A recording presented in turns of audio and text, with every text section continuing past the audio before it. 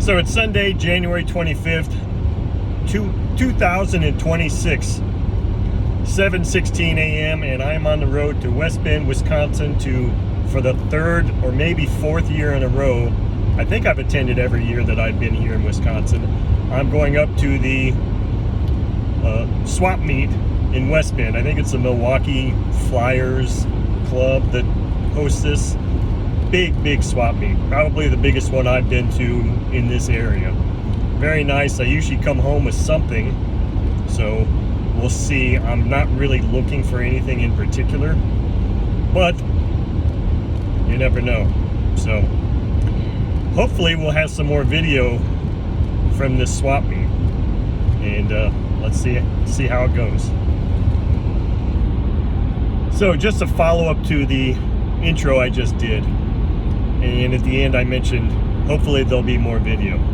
So the thing with going to this swap meet is there's a lot of stuff to take pictures of and to take videos of, but it's one of those things where I don't necessarily feel comfortable walking around with a handheld camcorder in my hand taking videos. So that's why the last couple of years, I think the very first year I made a pretty extensive video, and even then I didn't feel comfortable doing it. The last couple of years I think I took the camera but didn't really even take it out, just because several reasons. I don't feel really comfortable sitting there taking video while I'm walking around the swap meet. And secondly, I'm there to look for bargains and deals, and if somebody sees me holding a camera while I'm trying to do that, then maybe that's going to change their negotiation tactics also, or make them feel their privacy invaded or something. I don't know. I don't want to do things that are going to make people feel uncomfortable, especially myself. It's hard enough when I go to this swap meet, because people will come up to me and they recognize me, but I have no clue who they are. They recognize me from the YouTube channel, and I don't have any idea who the heck they are. So it's one of those things where they may come up and they'll introduce themselves, but I mean, their name doesn't translate to somebody who's made comments on a video. It just doesn't work that way. Most people don't have their name as a part of their YouTube or Google handle. So that's why I kind of like to go to these things and try to fly under the radar a little bit if possible. It hasn't been possible in the last few years, but we can always hope. So I'm about 45 minutes out still, driving south to West Bend, and if I get enough footage of the swap meet itself, then you'll see this video and the previous little intro also. Otherwise, I'll probably just delete these files and you'll never see them. Okay, getting closer. I'm about 5 miles outside of West Bend. You can see it's kind of a cloudy, overcast day. There's some snow cover on the ground, and the temperatures in the last few days or the last week have been incredibly cold. My vehicle says it's 0 degrees outside, which is actually warm compared to what I had been dealing with while house sitting my partner's farm animals and her place for the last week, which it had been in the probably double-digit minus numbers as the high temperature for the day, not to mention wind chill. So we're getting there. We'll see if I feel comfortable taking any videos inside the swap meet, and we'll see you there. Okay, there's the location of the swap meet. Yes, I'm filming while I'm driving. Not the wisest of things to do, but here's my turn. Big RC auction and swap meet, it says. Let's see if we can get a little bit better shot of that.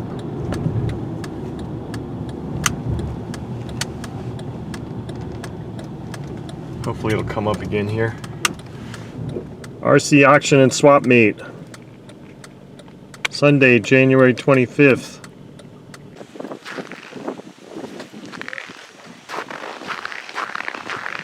And here we go, going inside. We still have about 20 minutes before they open. But we'll get in here and get warmed up anyway. Okay, so let's do a little panorama of this event. It's so much smaller than it was last year. I mean, probably 50% of the size. Very few glow engines. I mean, before, this whole area in front of me was filled.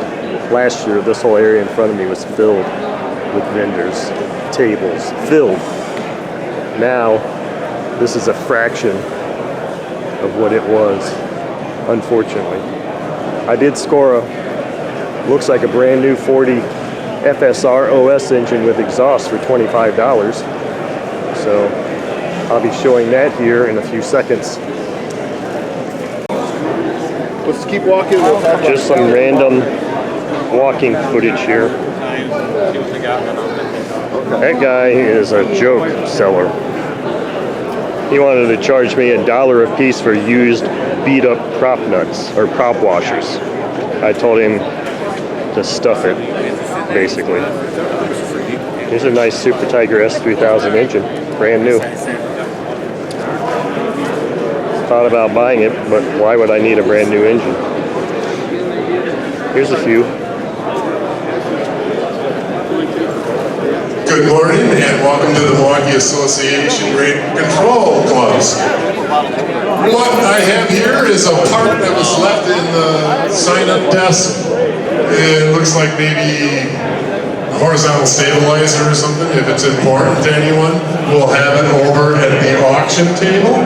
You can start bringing them over to the auction table, which is in the southwest corner of the building. We have sign-up slips. And we'll probably start auctioning, I don't know, in about a half an hour or so. But you can start bringing planes over if you desire to auction them.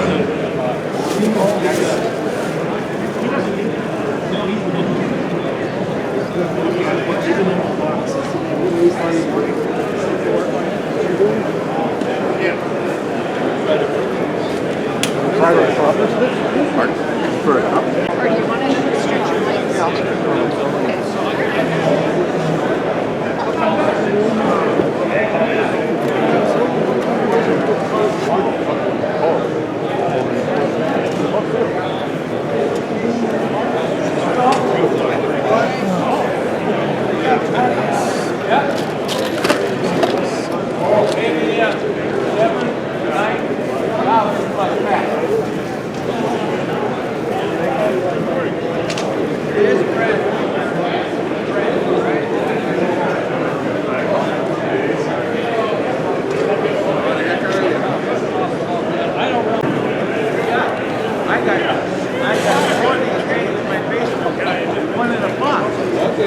Yuck.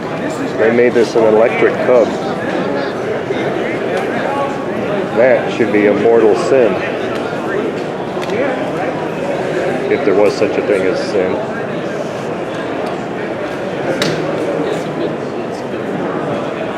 But otherwise, yeah. Now we're talking.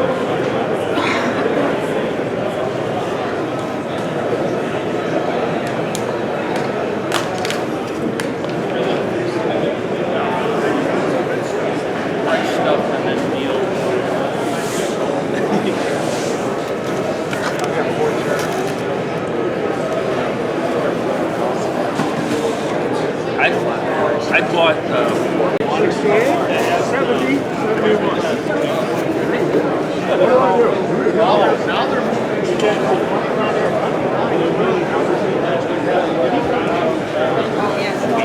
I might.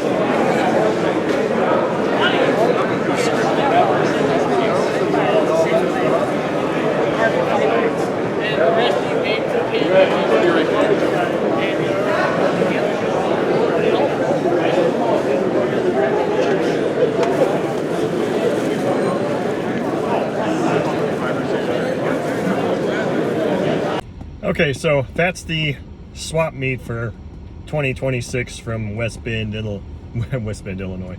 West Bend, Wisconsin. I don't know what it was, the Milwaukee Flyers or whatever. I'd have to go back and look at the picture. I don't recall.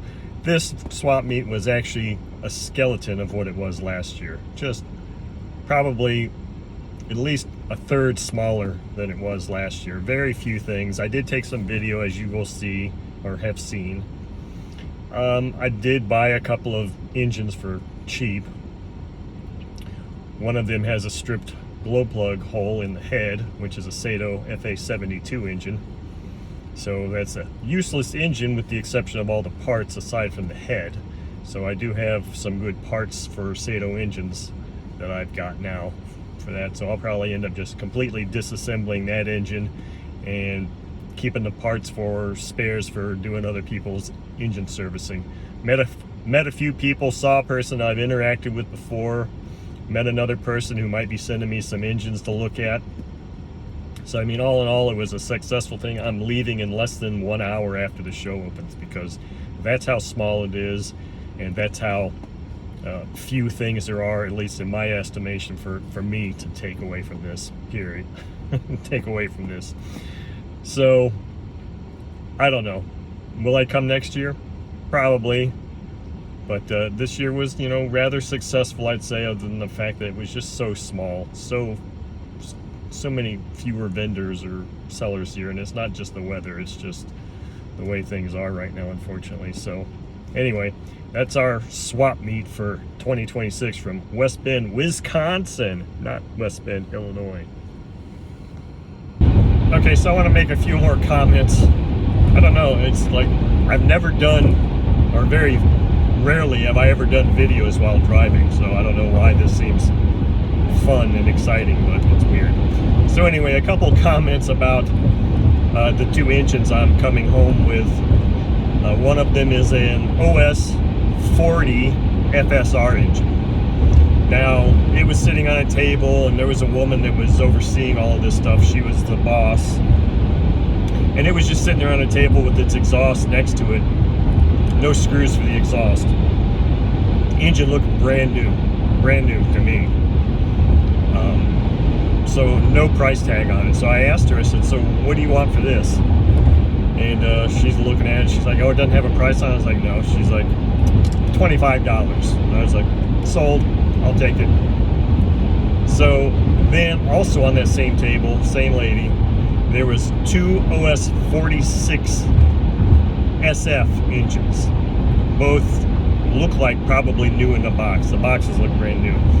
And I asked her about those, and I saw she was asking like $160 for each of those. She's like, those are so rare.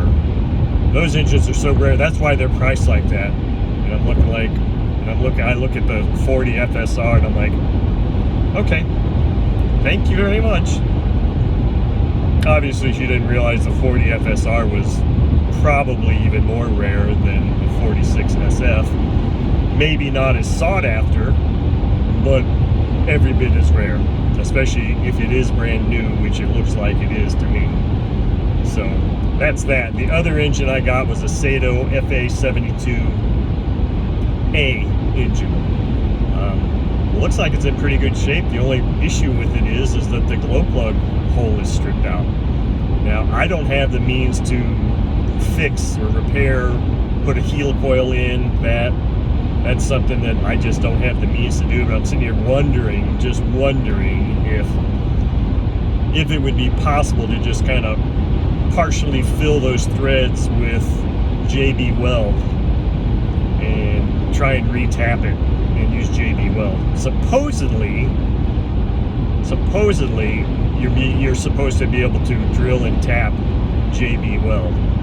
I don't know that I've ever tried that, but it might be worth a try just to play with the head and see, because otherwise what I'm going to do is when I get back to the apartments, I'll probably just completely strip the engine down completely. Take it all apart, clean everything up, and just have Sato parts and a head to play around with maybe JB Weld. Maybe I can try that for a video and see what happens. But anyway, so enough of this video shooting while I'm driving.